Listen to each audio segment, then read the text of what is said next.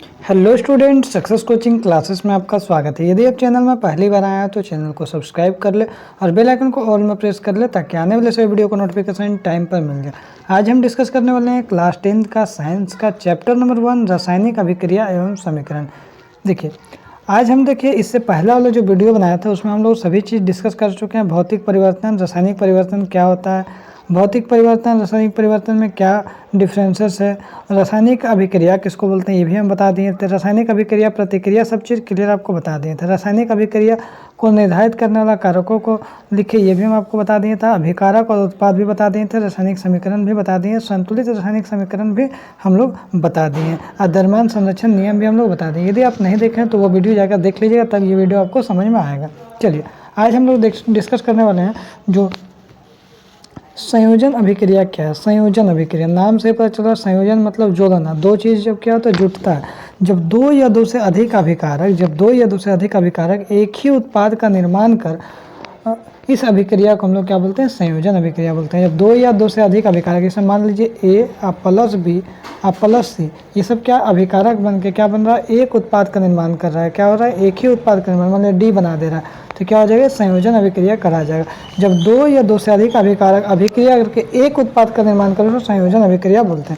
जैसे एग्जाम्पल में देखिए, सी प्लस क्या हो गया, O2, क्या बन CO2 बन गया। दो या दो से अधिक अभिक्रिया मिलकर एक उत्पाद बना रहा है, संयोजन अभिक्रिया। अब देखिए, वियोजन अभिक्रिया जस्ट उसका उल्टा है। वियोजन अभिक्रिया का मतलब होता है टूटना, ठीक है।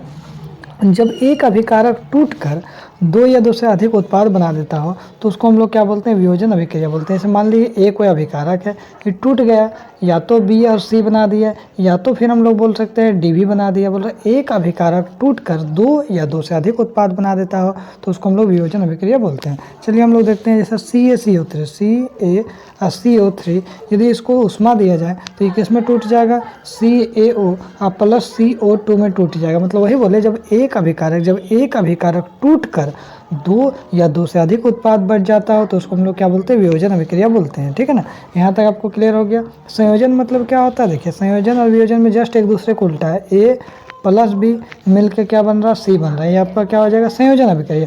अब वियोजन अभिक्रिया बोल रहा है, सी यदि टूट के ए प्लस बी में बच जा रहा है तो ये क्या हो गया, वियोजन अभिक्रिया। अपने संयोजन का जस्ट उल्टा होता है, वियोजन होता है। क्लियर, यहाँ तक आपको समझ में आ गया होगा। आगे देखिए, विस्थापन अभिक्रिया किसको बोलते हैं, जब कोई तत्व अन्य तत्वों को उसके यौगिक से हटा देता है तथा खुद उसके स्थान ले लेता है तो उसे हम लोग विस्थापन अभिक्रिया बोलते हैं। जैसे हम लोग कुछ एग्जाम्पल दिखाते हैं, आपको सब समझ में आ जाएगा। जैसे मान लीजिए हम बोले कि Fe प्लस क्या बोले, CuSO4, Fe प्लस CuSO4 क्या बन जा रहा है, तो याद रखिए FeSO4 बन जा रहा है। FeSO4 प्लस Cu ये बन जा रहा है। तो इसमें आपको क्या देखने को मिला, देखिए यहाँ पर क्या देखने को मिला, CuSO4 है, लेकिन यहाँ क्या बन गया, FeSO4 बन गया। इसका मतलब क्या है, जो यहाँ पर आयरन क्या है, अधिक अभिक्रियाशील वाला तत्व है कॉपर से, तो क्या किया, कॉपर को विस्थापित कर दिया। कॉपर का जगह क्या हो गया, इसमें आकर चिपक गया, तो FeSO4 हो गया और कॉपर को क्या कर दिया, साइड कर दिया। बस यही बात यहाँ पर तो लिखा है, जब कोई तत्व अन्य किसी तत्व को उसके यौगिक से, देखिए CuSO4 ऐसा था ना जी, तो उसके यौगिक से देखिए CuSO को हटा दिया ना, देखिए क्या बोलो, उसके यौगिक से हटा देता है। हमने Cu को हटा दिया, कौन हटा दिया, तो Fe जो है ना अधिक ताकतवर वाला तत्व है, किससे, तो Cu से। तो Cu को क्या कर दिया, हटा दिया, Cu को विस्थापित कर दिया, उसके स्थान पर आ जाता है। किसके स्थान पर आ जाता है, SO4 के साथ क्या आ गया, Fe आ गया। FeSO4 प्लस Cu को क्या किया, विस्थापित कर दिया। तो उसी को हम लोग बोलते हैं विस्थापन अभिक्रिया या एकल विस्थापन अभिक्रिया हम लोग बोलते हैं। चलिए यहाँ पर देखिए, इसे Fe प्लस CuSO4 क्या हो गया, FeSO4 हो गया ना। देखिए Cu को क्या किया, विस्थापित कर दिया। यहाँ देखिए Zn प्लस CuSO4, जिंक और कॉपर में क्या अभिक्रियाशील वाला कौन अधिक तत्व है, तो Zn आपका ज़्यादा है, Cu से आपका ज़्यादा है, तो क्या किया, Cu को विस्थापित कर देगा और ZnSO4 हो गया। यहाँ पर देखिए ZnSO4 हो गया CuSO4 से, यहाँ क्लियर हो गया। अब ये देखिए, जो कॉपर सल्फेट था वो कौन सा कलर का था, नीला कलर का। इस कॉपर सल्फेट क्या, नीला कलर का। जैसे फेरस सल्फेट हो गया, कौन सा कलर का हो गया, हरा कलर का हो गया। इसमें चेंजेस भी कलर में हो गया। अब देखिए, द्विविस्थापन अभिक्रिया को समझते हैं। देखिए, जब दो यौगिक अपने आयनों का आदान प्रदान करके नए यौगिक का निर्माण करते हैं उसको हम लोग द्विविस्थापन अभिक्रिया हम लोग कहते हैं। देखिए एग्जाम्पल के तौर पर हम लोग सब चीज़ समझ में आ जाएगा। देखिए यहाँ पर हम लोग इसको थोड़ा जूम कर देते हैं। देखिए जैसे यहाँ पर समझिएगा Na2SO4 है, अब BaCl2 है, लेकिन यहाँ क्या हो गया BaSO4 हो गया। इसका कहने का मतलब देखिए यहाँ पर BaSO4 में Ba और SO4 ये आकर जुट गया है, किसका था BaSO4 हो गया। और यहाँ पर देखिए दूसरा क्या बोल रहा है NaCl, यहाँ Na और ये वाला क्या हो गया Cl हो गया। एक दूसरे के अपने यौगिक से क्या कर रहा है विस्थापित कर रहा है, उसी को हम लोग क्या बोलते हैं द्विविस्थापन बोला।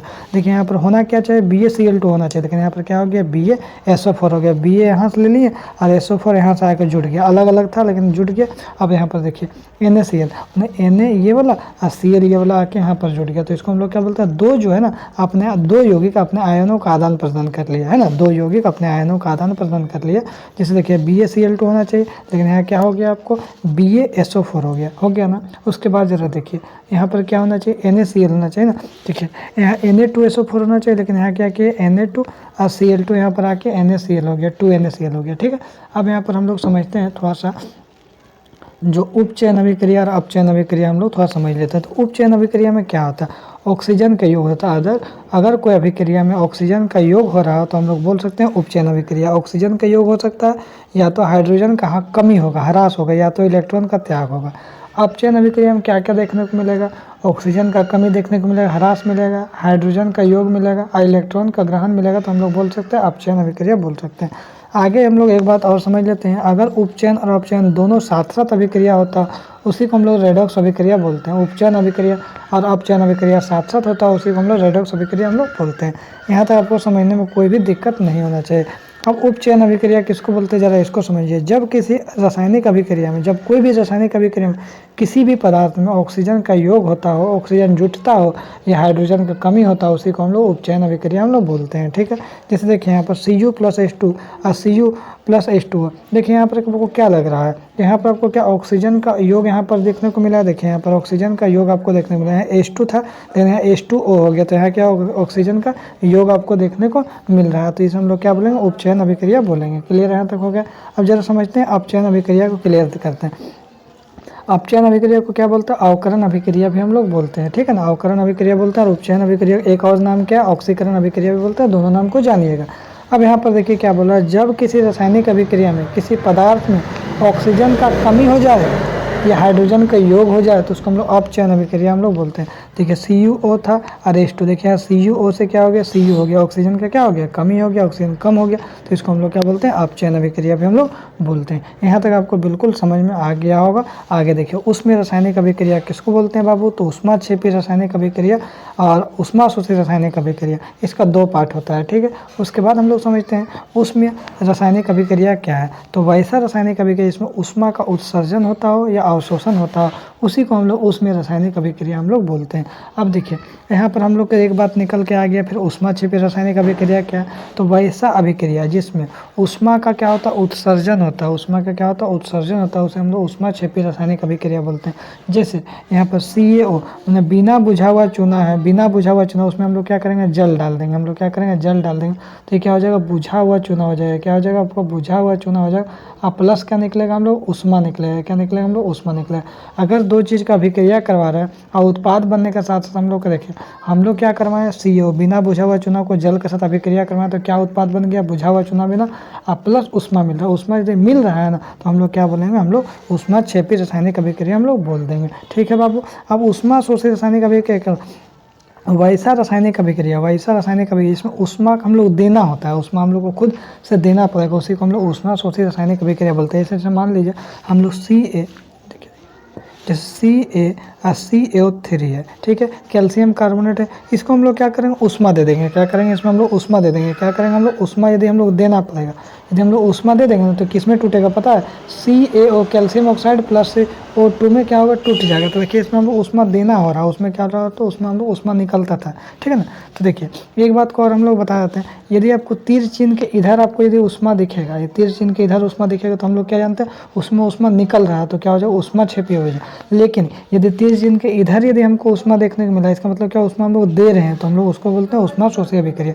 एग्जाम्पल देखिए सर समझाइए, देखिए ऊष्माक्षेपी हमको दिखाते हैं, देखिए ऊष्मा इधर देखने को मिल रहा है ना, ऊष्मा निकल रहा है, इसमें क्या हो रहा है ऊष्मा निकलता है। लेकिन इसमें क्या होता है हम लोग ऊष्मा देना होता है, तीर चिन्ह के अंदर दिखेगा आपको, कौन साइड दिखेगा आपको आपको लेफ्ट साइड दिखा है, इसमें क्या आपको दिखा है, राइट साइड आपको देखने को मिलेगा। आगे देखिए अवक्षेपण अभिक्रिया जरा समझाइए ना। तो जिस अभिक्रिया में अवक्षेप का निर्माण होता है, अवक्षेप का निर्माण होता है उसको हम लोग अवक्षेपण अभिक्रिया हम लोग बोलते हैं। यहाँ तक आपको बातों को बिल्कुल क्लियर समझ में आ गया होगा। उदासीनीकरण अभिक्रिया किसको बोलते हैं? जब अम्ल और क्षारक, जब अम्ल और क्षारक आपस में अभिक्रिया कर लेता है तो क्या बनता है, लवण और जल का निर्माण करता है जो एक दूसरे को उदासीन कर देता है। ऐसी अभिक्रिया को हम लोग उदासीनीकरण अभिक्रिया बोलते हैं। ठीक है, बहुत ही इंपॉर्टेंट लाइन बता रहे हैं, इसलिए एकदम वीडियो को एकदम ध्यान से देखिएगा। जब अम्ल और क्षारक आपस में अभिक्रिया कराई जाती है तो क्या बनता है, लवण और जल का निर्माण होता है जो एक दूसरे को उदासीन कर देता है। क्या करता है, एक दूसरे को उदासीन कर देता है। अतः इस अभिक्रिया को हम लोग क्या बोलते हैं, उदासीनीकरण अभिक्रिया बोलते हैं। तो देखिए अम्ल और क्षारक अभिक्रिया करवाएं तो क्या बन गया, लवण बन गया और क्या बन गया, जल बन गया। चलिए थोड़ा सा समझाइए। देखिए HCl क्या हो गया, हाइड्रोक्लोरिक अम्ल हो गया, और NaOH सोडियम हाइड्रोक्साइड क्या हो गया, क्षारक हो गया। अम्ल और क्षारक को चलिए अभिक्रिया करवा दिए, मिला दिए तो क्या बन गया, NaCl क्या बन गया, लवण बन गया, मतलब नमक बन गया और जल बन गया। क्लियर, यहाँ तक समझ में आ गया। अब देखिए प्रकाश से रासायनिक अभिक्रिया क्या है। जब सूर्य के प्रकाश की उपस्थिति में संपन्न होने वाली यदि कोई अभिक्रिया हो रहा, उसी को हम लोग प्रकाश रासायनिक अभिक्रिया बोलते हैं। जैसे 2AgCl, यदि इसको सूर्य का प्रकार दे देंगे तो क्या हो जाएगा, Ag प्लस Cl2 में टूट जाएगा। ठीक है, ये उसका उपयोग किस में करते हैं, श्याम श्वेत फोटोग्राफी में करते हैं, ब्लैक एंड वाइट फोटोग्राफी में हम लोग करते हैं। आगे देखिए संक्षारण, जरा सर जी समझाइए ना क्या होता है। जब कोई धातु को हम लोग खुला छोड़ देंगे, जब कोई धातु को खुले वायु में छोड़ दीजिएगा तो उसमें नमी, आर्द्रता, अम्ल आदि के साथ अभिक्रिया करके क्या होगा, संक्षारित हो जाएगा। और संक्षारित हो जाएगा मतलब उसमें क्या होगा, जंक लगने लगेगा। इस प्रक्रिया को हम लोग क्या बोलते हैं, संक्षारण बोलते हैं। क्या बोलते हैं, संक्षारण। जैसे लोहे में क्या होता है, जंग। अब लोहा को क्या करिएगा, बाहर खुला में छोड़ दीजिएगा। अगर लोहा को खुला में छोड़िएगा तो नमी, आर्द्रता, अम्ल के साथ अभिक्रिया करके क्या होगा, इसमें आपको जंक लगने लग जाएगा। आपको इसी को हम लोग संक्षारण बोलते हैं। जैसे लोहे में जंग लगना, जैसे तांबा को यदि बाहर में खुला छोड़ दीजिएगा तो हरा परत जम जाएगा, तो उसमें क्या हो जाएगा, इसमें भी संक्षारण हो रहा है। अगर चांदी को खुला छोड़ दिएगा तो काला परत चढ़ जाएगा, तो इसमें भी संक्षारण हो रहा है। समझ में आ गया बाबू। अब देखिए यहाँ पर क्वेश्चन कर रहा है, लोहे की वस्तुओं को हम पेंट क्यों करते हैं। तो जो बोल रहा है लोहे की वस्तुओं को हम पेंट किस लिए करते हैं। सबसे पहले लोहे की वस्तुओं को हम पेंट जो है जंग से बचाने के लिए करते हैं, ताकि उसमें जंग ना लग जाए, खराब ना हो जाए। साथ ही साथ सुंदर दिखने के लिए भी तो करते हैं ना। आगे देखिए विकृत गंधिता क्या है, जरा समझिए। जब तेल एवं वसायुक्त खाद्य पदार्थ को, जब कोई भी तेल वाला पदार्थ होता है ना जो जल्दी क्या होता है, खराब हो जाएगा, जब तेल एवं वसायुक्त खाद्य पदार्थ को लंबा समय तक खुले वायु में रखते हैं तो ये पदार्थ क्या होता है, उपचयित होकर दुर्गंध फैलाता है। इस प्रक्रिया को हम लोग क्या बोलते हैं, विकृत गंधिता बोलते हैं। क्या बोलते हैं इसमें, जब कोई भी तेल एवं वसायुक्त खाद्य पदार्थ को बहुत लंबा समय तक क्या खुला रख दीजिएगा ना, तो क्या होगा, पदार्थ में उपचयित हो जाएगा, उपचयित होकर खराब होकर दुर्गंध।